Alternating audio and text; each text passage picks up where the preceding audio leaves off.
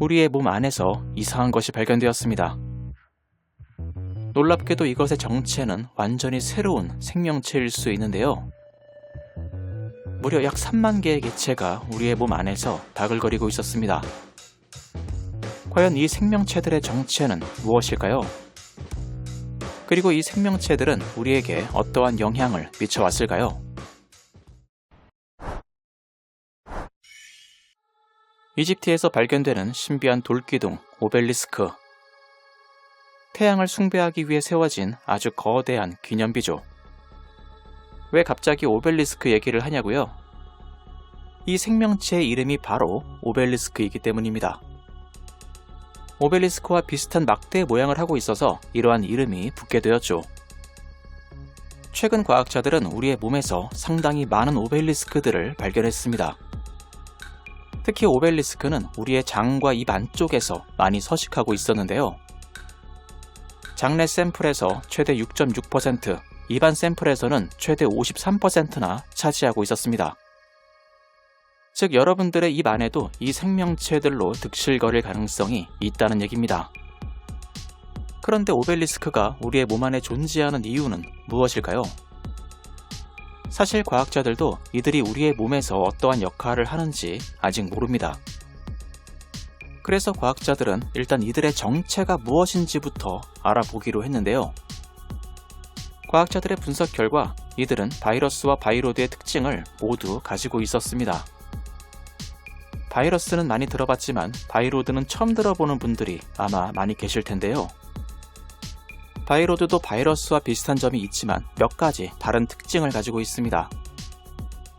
일단 바이로드는 바이러스보다 훨씬 더 작고 RNA로만 구성되어 있습니다. 또한 바이로드는 스스로 단백질을 만들어낼 수 없다는 특징도 가지고 있죠. 그런데 오벨리스크는 특이하게 바이러스와 바이로드의 특징을 모두 가지고 있었습니다. 오벨리스크는 RNA로만 구성되어 있었지만 단백질을 만들어낼 수 있었습니다.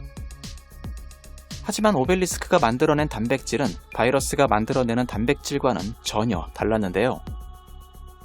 그래서 과학자들은 이 새로운 단백질에게 오블린이라는 새로운 이름을 붙여주었습니다. 물론 이 오벨리스크가 오블린을 만들어내는 이유와 그 역할에 대해서는 알 수 없었죠. 또한 과학자들은 이들이 서식하는 일종의 숙주가 있을 것으로 현재 추정하고 있는데요. 그 숙주는 바로 우리의 입안에 있는 스트랩토코커스 상구이스라는 박테리아입니다. 하지만 이것도 추정일 뿐 오벨리스크가 정확히 어디에 서식하고 있는지 정확히 알 수 없습니다. 또한 서식지에 어떠한 영향을 미치고 또 어떻게 확산되고 있는지도 아직 미스터리죠. 현재 과학계에서는 이들의 정체에 대해서 논란이 일고 있는데요. 과연 이들은 살아있는 개체일까? 아니면 비활성 개체인 걸까? 만약 이들이 살아있는 개체라면 이들은 완전히 새로운 생명체로 인정될 수 있습니다. 하지만 만약 비활성 상태라면 생명체로는 인정받지 못하게 될 수 있죠. 어쨌든 현재 오벨리스크에 대한 대부분의 것들이 미스터리로 남아있는 상태입니다. 다만 과학자들은 이들이 우리의 유전자에 어떻게든 영향을 미치고 있을 것으로 추정은 하고 있습니다. 과연 이 오벨리스크는 어떻게 우리의 몸에 존재하고 있는 걸까요?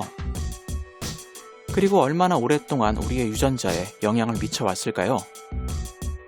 어쩌면 이 세상을 지배하는 건 인간이 아니라 바로 이들일지도 모르겠습니다.